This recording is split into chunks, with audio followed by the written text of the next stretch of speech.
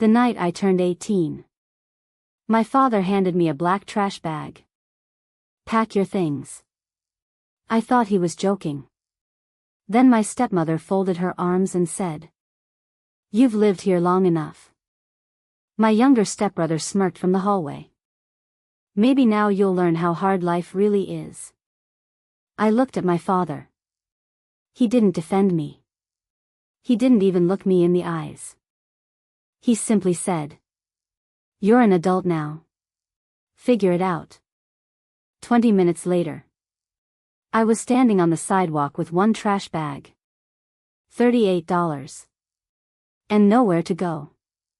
10 years later, the same family stood outside the gates of my mansion, begging me to let them move in. My name is Madison Carter. And this is the story of how the daughter they threw away built a life they could never imagine. People often believe the hardest part of success is becoming successful. They're wrong. The hardest part is surviving the days when no one believes you'll ever make it. I wasn't born into poverty. I wasn't born into wealth either. I was born into an ordinary family. Everything changed when I was 11. My mother passed away after a long battle with cancer. She was my entire world. After she died, our house became quiet. Dad stopped smiling. He buried himself in work. A year later, he married Linda. She seemed kind at first. She baked cookies. She bought me birthday presents. She called me sweetheart. Looking back, I realized she was only pretending. 6 months after the wedding, everything changed. Linda slowly took control of the house. The family photos of my mother disappeared. Her favorite furniture was replaced. Even the flowers my mom planted in the garden were pulled out. When I asked why, Linda smiled. "We're starting fresh." Dad never questioned her. He simply nodded. A year later, Linda gave birth to a baby boy, Ethan. From that day on, the house belonged to him. If there was one slice of cake left, Ethan got it.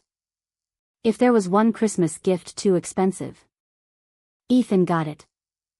If something broke, somehow it was always my fault. Dad never noticed. Or maybe he chose not to. By the time I was 16, I had already learned one lesson. If I wanted something, I'd have to earn it myself. I babysat after school. Worked weekends at a grocery store. Every dollar I earned went into a small savings account. My dream wasn't complicated. I wanted to attend college, study architecture, and one day design beautiful homes. Homes filled with love. The kind I'd lost years ago. One evening, I came home carrying a letter. I'd been accepted into one of the best architecture programs in Texas. I couldn't stop smiling. "Dad." I got in. For a second, he smiled too. Then Linda took the letter from my hands. She read it silently, folded it, placed it on the kitchen counter. "Congratulations." Her voice sounded cold. "But we can't afford that." I frowned.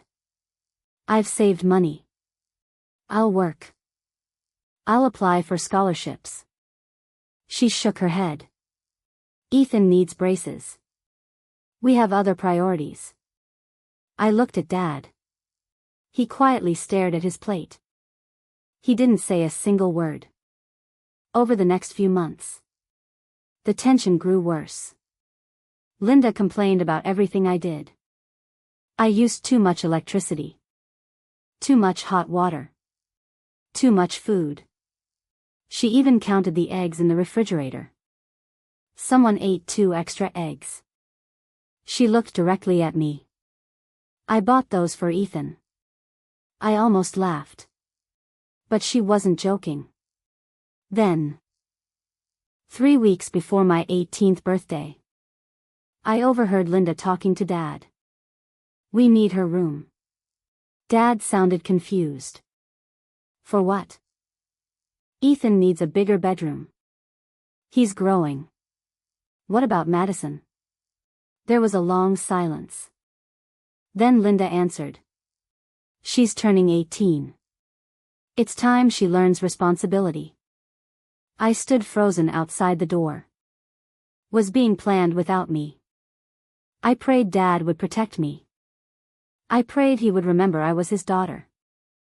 Instead, on my 18th birthday, he handed me a trash bag. "Pack your things." I stared at him. "You can't be serious." Linda crossed her arms. "We've done enough for you. It's time to leave." I felt my entire body shaking. I have nowhere to go. Dad finally looked at me. "You're an adult now.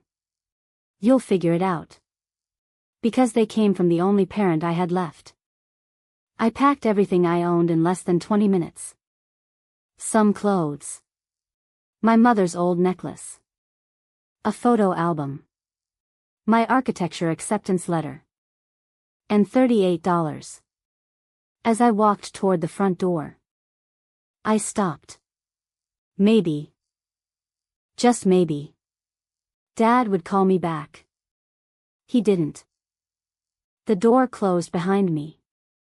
And the lock clicked. That sound still echoes in my mind. I spent my first night sleeping in my old car. It was November. Cold. Windy. Not because I was homeless. Because I finally understood something. I wasn't unwanted by strangers. I was unwanted by my own family. The next morning, I walked into a small diner and asked if they were hiring. The owner, an elderly woman named Margaret, looked at me for a long moment. "You look exhausted." I smiled weakly. "I just need a chance." She hired me that day. I had no experience. No home. No backup plan. Only determination. And deep inside, a promise to myself. One day, I'd build a home no one could ever throw me out of. Margaret didn't just give me a job. She gave me hope. For the first few months, I worked double shifts at the diner. In the mornings, I served coffee. At night, I cleaned tables and mopped floors. When the diner closed, I studied architecture from library books because I couldn't afford college yet. Every dollar mattered. Every hour mattered. I wasn't trying to prove my family wrong anymore. I was trying to build the future they said I'd never have. One evening, a regular customer named William Brooks noticed the sketches I was drawing during my lunch break. "You drew these?" I nodded. "I've wanted to become an architect since I was a little girl." He smiled. "I own a construction company. We're looking for someone with talent. I don't care about degrees." Those words changed my life. William hired me as a junior design assistant. The salary was 3 times what I earned at the diner. Margaret hugged me before I left. "I always knew you were meant for something bigger." I hugged her back. "I'll never forget what you did for me." For the next 7 years, I worked harder than I ever thought possible. I studied at night. Earned my architecture degree while working full-time. Designed homes. Apartment buildings. Luxury neighborhoods. Every project made me stronger. Eventually, William retired. Before leaving, he offered me something I never expected. "I want you to become my business partner." I couldn't believe it. Me, now owning part of one of the fastest growing construction companies in Texas. 5 years later, I owned the company. Business was booming. Our designs won national awards. Magazines called me one of America's most successful young entrepreneurs. But my proudest achievement wasn't the money. It was the home I built for myself. A beautiful mansion on a hill overlooking Austin. It wasn't flashy. It was built to remind myself that I was finally safe.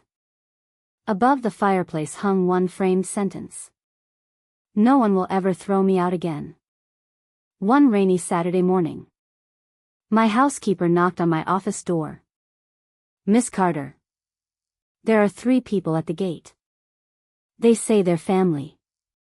My heart skipped. I walked toward the security monitor. There they were. Dad, Linda, and Ethan. Older.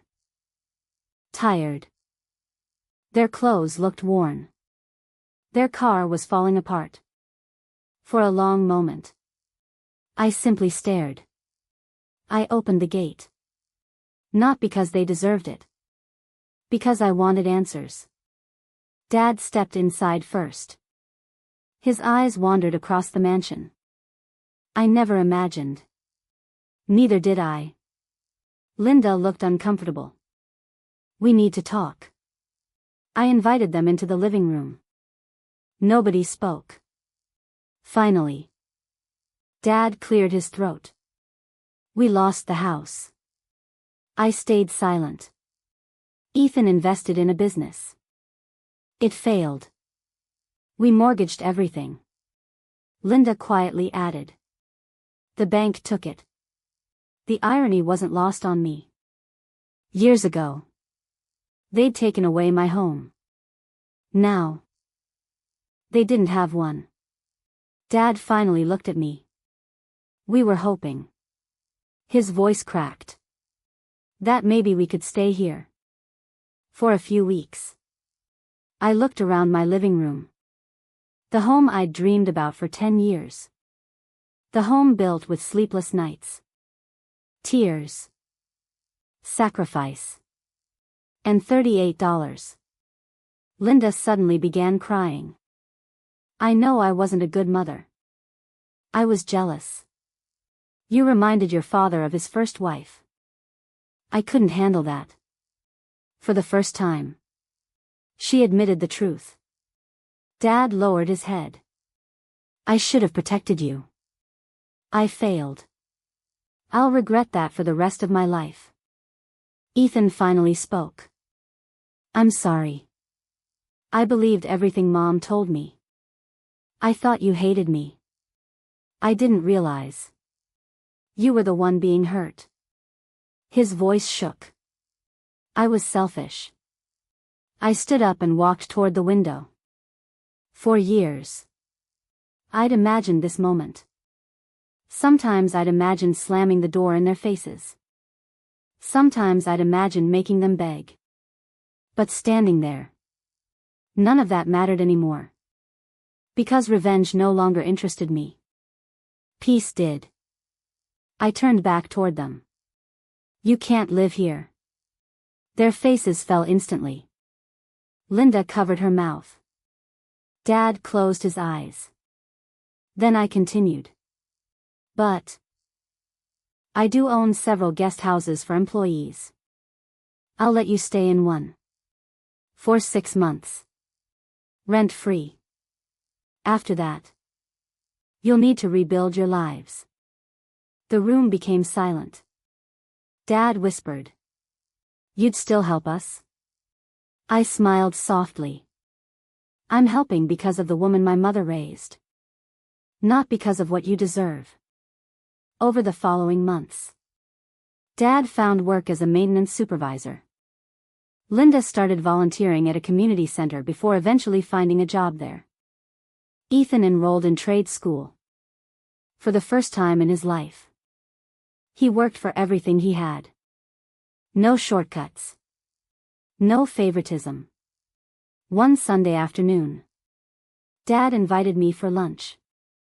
As we finished eating, he handed me a small wooden box. "I found this while cleaning the attic before we lost the house. Inside was my mother's old journal. I'd thought it had disappeared years ago. With trembling hands, I opened the first page. There was a handwritten note. My beautiful Madison. If you're reading this, life probably didn't turn out the way I hoped. But never let bitterness become your home. Build a life filled with kindness. The people who hurt you don't get to decide who you become. Promise me you'll always choose love over hate. I couldn't stop crying. For years, I thought I'd lost my mother forever. Yet somehow, her words had found me exactly when I needed them most. Months later, I started a scholarship foundation. Every year, it helps teenagers who have been abandoned or kicked out by their families attend college. The first scholarship carried one name: the Grace Carter Foundation. My mother's name. Because if one stranger hadn't believed in me, I might never have escaped. Now, I wanted to become that stranger for someone else. People often ask me what success feels like. They expect me to mention the mansion, the cars, the company, the money. But they're wrong. Success isn't waking up in a beautiful home. Success is never being afraid of losing it. Because real security doesn't come from walls. The night my family threw me out, they believed they were ending my future. In reality, they were forcing me to create one. And every time I unlock the front door of my home, I remember that frightened 18-year-old girl, standing on the sidewalk with one trash bag and $38. She thought she'd lost everything. She had no idea. She was about to find the life she was always meant to live.